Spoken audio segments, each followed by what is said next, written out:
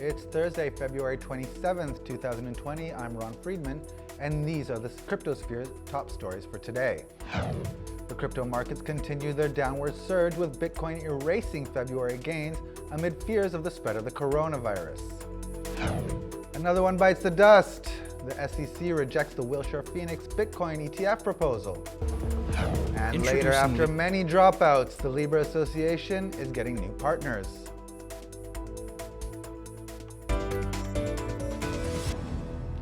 The crypto markets continue their weekly decline, with the top coin Bitcoin shedding roughly 4% of its value on the day, trading at around $8,800 at the time of recording.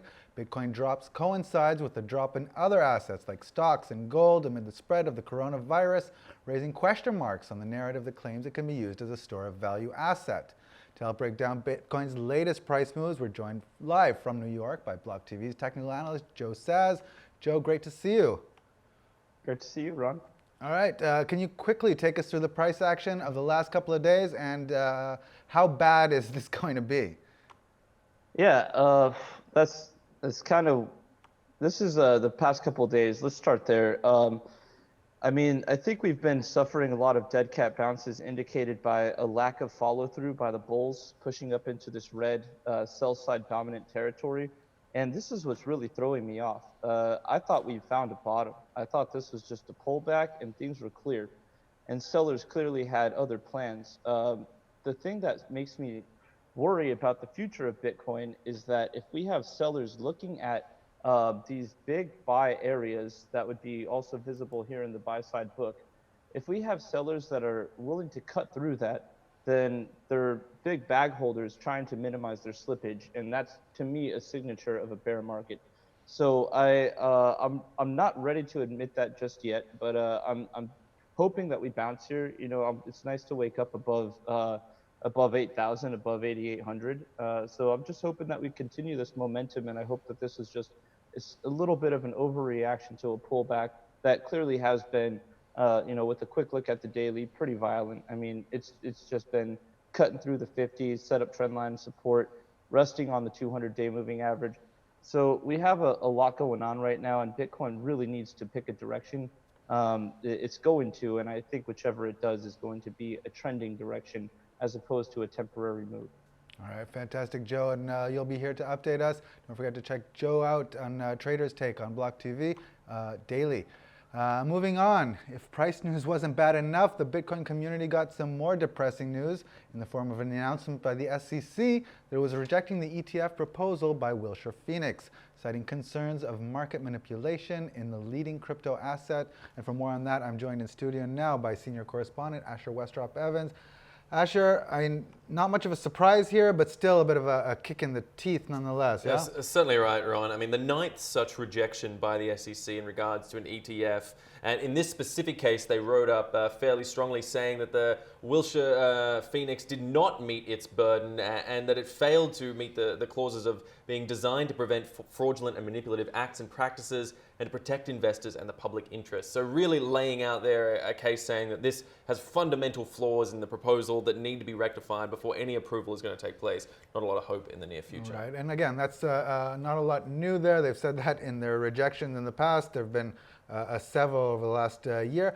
But in this case, not everybody is on the same page, even within the SEC. Yeah, certainly right. Commissioner Hester Peirce, also known as Crypto Mum, came out with some standards really condemning her fellow commissioners for this decision, stating that there were ever-shifting standards that were being put in place on Bitcoin and Bitcoin-related products and only Bitcoin-related products. She went on to say that there was a stubborn stodginess, Ron. And love that word, yes. Directly, a stubborn stodginess in the face of innovation taking place here by the SEC. I guess really criticizing her fellow commissioners and the institution as a whole for the inability to move forward on this particular product, which has now become somewhat politicized by the time we hit 2020 in the face of Libra and other regulatory decisions. But now if we're talking about, I mean, it used to be if we were talking a year ago or maybe a year and a half ago, Bitcoin ETF was the be-all and end-all of the sphere. Is that still the case, or is this more, let it be? Look, I mean, the sphere itself has largely moved on from an ETF. It isn't the main driver of growth and development as it was, say, perhaps at the start of 2019. and potentially even earlier. But that being said, Ron, there is still a lack of proper gateways for those institutional investors to come into crypto. Perhaps we're seeing that evidenced even now in the current coronavirus feared sort of environment that we're seeing here. There are concerns that lack of institutional gateways will prevent those institutions from being able to get on board with a product they may well be interested in. An ETF could be a step towards that, but again, as we said, not the be-all and end-all. Other methods have been put forward, whether you talk about backed, ICE's movements, or any of the Chicago Mercantile Exchange, any of those developments. There really is a litany of other options out there. All right, the sphere has grown even in the last few months. Asher Westrop, President, thanks for that analysis. All right, and in other regulatory news, ruling by the U.S. District Judge Phyllis Hamilton of the Northern District of California has allowed a class action lawsuit by retail XRP buyers to proceed despite objections by parent company Ripple. The judge narrowed the claims against Ripple but left largely intact the investors' accusation that it had sold unregistered securities. Ripple said in November in a court filing back then that if the case were to move forward, it would, quote, upend and threaten to destroy the established XRP market more broadly, a market involving roughly $500 billion in trading over the last 2 years. XRP price was trading at 3% down on the day, but it's not clear if that's due to the negative ruling or general bearish sentiment in the crypto markets.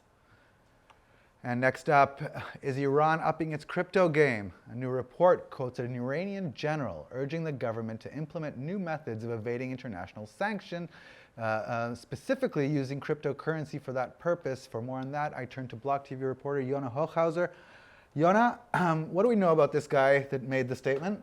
Right, so his name is Saeed Mohammed. He's commander of the Iranian Revolutionary Corps Guard. That's essentially the Iranian military by a different name. And he took over for Shahid Qassam Soleimani, alhamdulillah, who was taken out by an airstrike by President Donald Trump that caused a whole brouhaha in the markets, fears that there might be further military action. So this new guy, he actually called for crypto to bypass U.S. sanctions. Iran has been known for a long time now, especially since Donald Trump backed out of the Iranian nuclear deal. Iran has been choked by sanctions. This new commander says, hey, let us use cryptocurrencies to actually bypass the sanctions, get away from using the traditional markets. Right. Now, and Iran has a bit of a history with cryptocurrencies in terms of, on the mining side, they just authorized a new one, but also when it comes to, the idea of using cryptocurrency to bypass these international sanctions. Yeah, so Iran has always been kind of like North Korea. They've always had to kind of find their way around sanctions, find their way, various different methods to get money into the country, out of the country, make dealings. So historically, Iran has kind of had an on and off again relationship with cryptocurrencies. At the beginning, they actually housed many crypto mining facilities because they do have cheap electricity. It's government subsidized electricity there.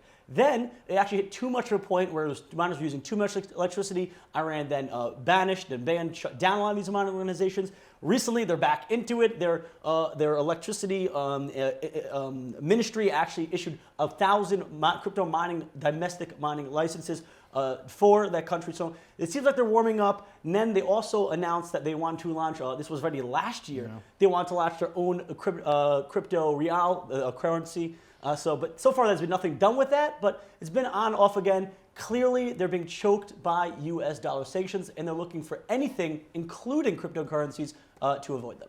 Absolutely, and statements like this one by the general likely to draw negative attention from regulators, especially in the United States, who already consider crypto as a tool for money laundering and terror financing.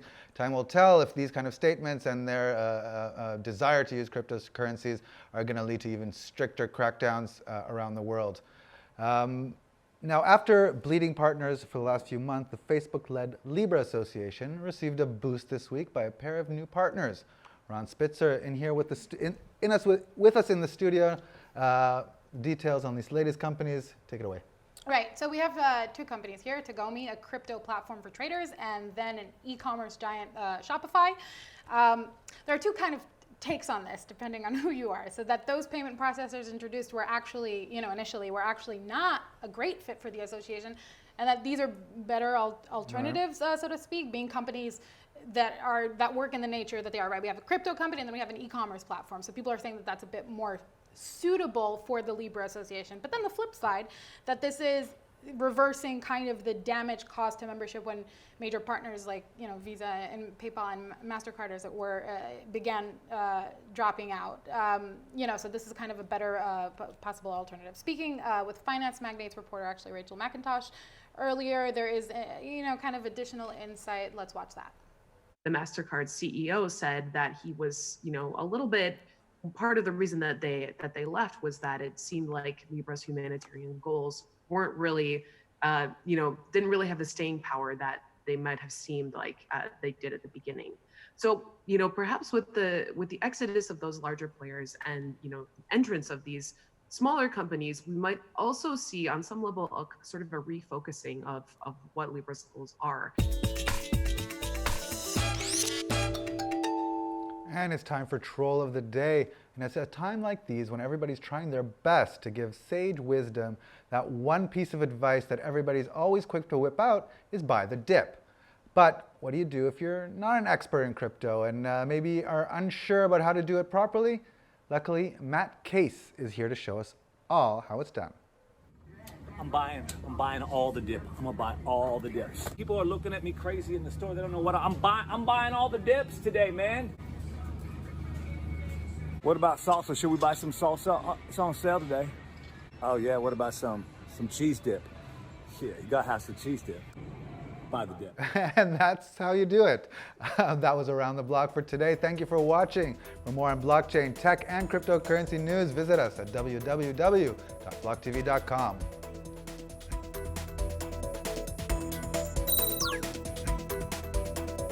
For more news and updates, follow us on Twitter.